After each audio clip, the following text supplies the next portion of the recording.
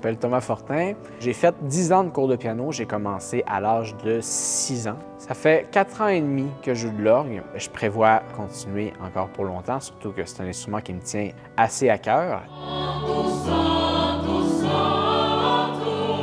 Lorsque j'étais plus petit, mes parents sont dans la chorale et moi, eh bien, j'avais la chance de m'asseoir juste à côté de l'organiste. Quand je préparais les cérémonies, Thomas jouait de l'orgue pendant ce temps-là, puis mon Dieu que c'était agréable d'entendre tout ça.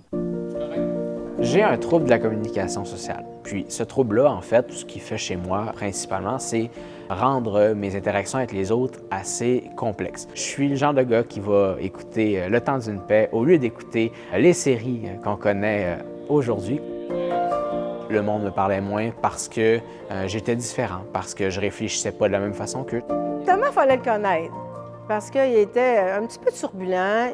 C'est un élève qui n'écoutait pas beaucoup les consignes. Mais avec la musique, assis sur le banc de piano, bien, ça l'empêche de bouger. Donc, quand tu connais les trucs, quand il rentre dans la classe, bien, tu l'assis. C'est comme ça que je l'ai connu. On a fait de la musique ensemble. Puis, dans son parcours, plus il vieillissait, plus je donnais des responsabilités, il accompagnait la chorale. Donc, c'est par la musique qu'on communiquait le plus. La musique d'orgue, ça nous élève, qu'on le veuille ou pas, hein? Ça nous apaise.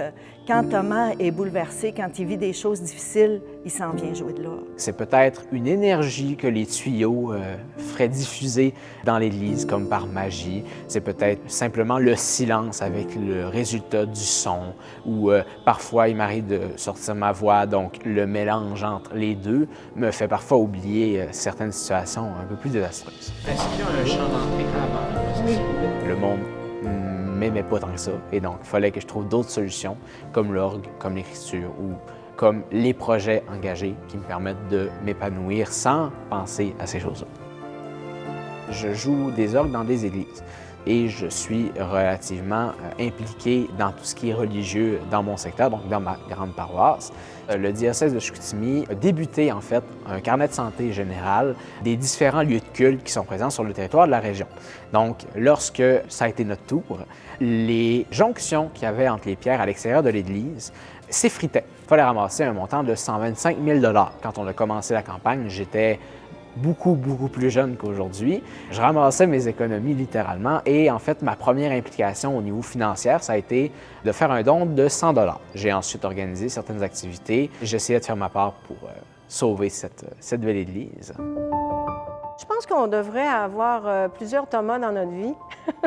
C'est certain que c'est pas habituel qu'un jeune de 19 ans s'intéresse à tout ça. Puis c'est ça qui fait notre fierté aussi, là.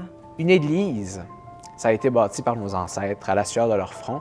Une église, c'est un lieu de rassemblement avant tout. Et c'est souvent un lieu central dans une ville ou un village. Donc ça fait en sorte que le monde doive se rassembler à l'intérieur, que ce soit pour de la religion, que ce soit pour des concerts. C'est-tu pas beau de pouvoir se rassembler dans notre patrimoine?